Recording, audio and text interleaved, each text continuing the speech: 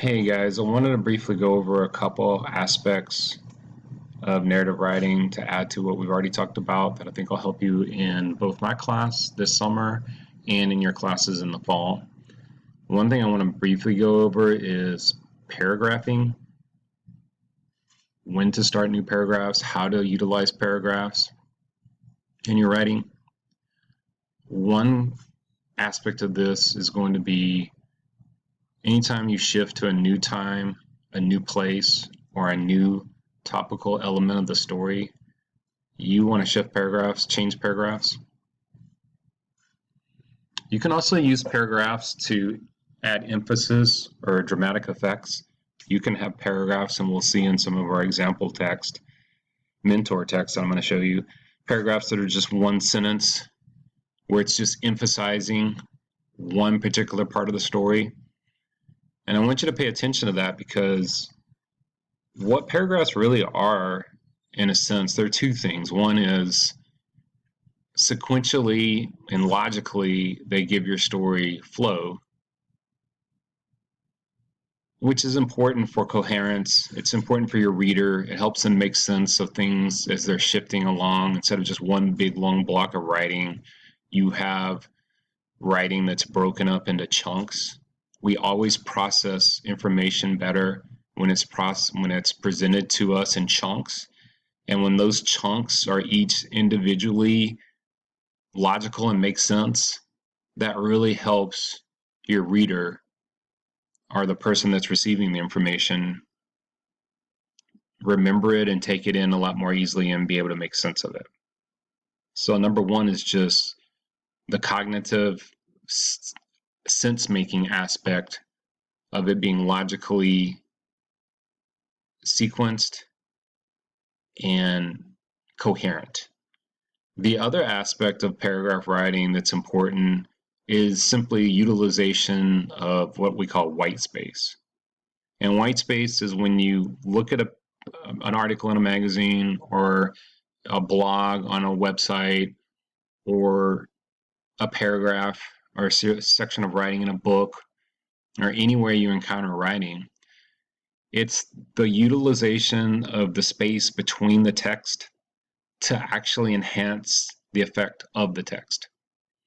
So this comes into play particularly with dramatic effect and emphasis, because if you're giving a line in your story its own paragraph, its own white space, then you're drawing attention to that in a way that makes your reader, almost forces your reader to pay attention to it. So we have paragraphs. Paragraphs give your writing flow. Changes in action, time, place, or topic are typically separated by paragraphs. Again, that helps your reader make sense of the sequential flow of information. We want our stories to be coherent and flow logically based on the events in their sequence. Again, this helps our reader make sense of what they're reading. Paragraphs also allow you to emphasize your writing, as I discussed. So this is where you're going to utilize that white space to bring attention and make certain aspects of your story stand out that you think as the writer are more important than others and that you want to convey to your reader. As with all things, we want to vary our sentences. So ask yourself, are some of your sentences long and others short? That should be the case. Oops, I had too much. Use a combination of what we've been working on: simple sentences, compound sentences, and complex sentences. There should be variance within these type of sentence structures and length. And again, the shorter sentences can bring attention and draw attention to themselves in a way that can produce a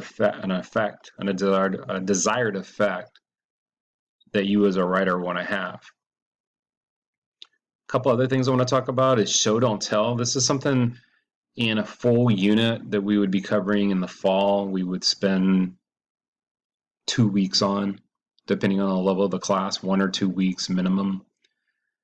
But we're just not going to have time to spend a whole lot of time on it this summer. So I do want to expose you guys to it and briefly go over it. But we have the show, don't tell method of writing, where you're trying to paint a picture in the reader's mind and you're not necessarily describing something that happened as much as you are showing them what happened through your descriptive language and description of what's going on. So instead of saying, my sister exercised, you would say, sweat poured from my sister's forehead as she continued to do 100 sit-ups. It's more descriptive. It's showing, not telling. Finally, we talked about dialogue. Dialogue is always good. Whether you start your story with a dialogue or a quote or not, dialogue is always a useful component to your narrative. Because in any good story, or most good stories, there's some sort of dialogue because there's a human component. What is someone saying to you or your character, your protagonist, and what is your protagonist or yourself saying, or what are you saying to others? Now, we talked about this briefly in one of our tasks that I assigned you on dialogue. How to write dialogue. You're adding quotation marks. You're separating the source phrase from the quote through punctuation. We're capitalizing the first word of a direct quote. Again, we're adding those punctuation and quotation marks. And that is Rule 5, reminding you to capitalize and punctuate as needed within the quote itself. So to wrap up these series of slides, remember your story has a beginning, and in the beginning you're introducing setting, characters, and exposition. We didn't talk so much about establishing characters. Our stories that we're writing this summer are going to be brief, so we're not going to really get into a lot of the descriptive elements of characters, various characters. We're not writing a book or a short story. We're writing a very, very short story of about, well, our final product will be upwards of 1,000 words, but it's going to be short enough that you're not going to really get into details about characters. But we will be briefly giving a setting. Anytime you write a story, you're going to be establishing setting to some degree or another. That's part of your context and exposition. And then you're just laying out the context for your story by beginning your story and introducing to your reader what's going on, what's the normal that got disrupted.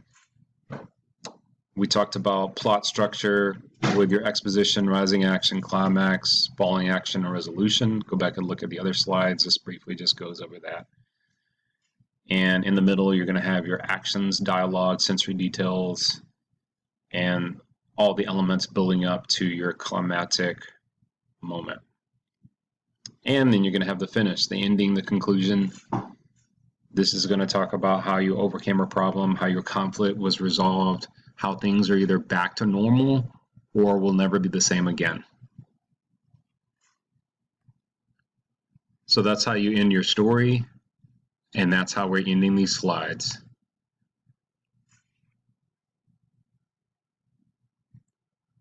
If you have any questions on this, any of this, let me know. Have a great day.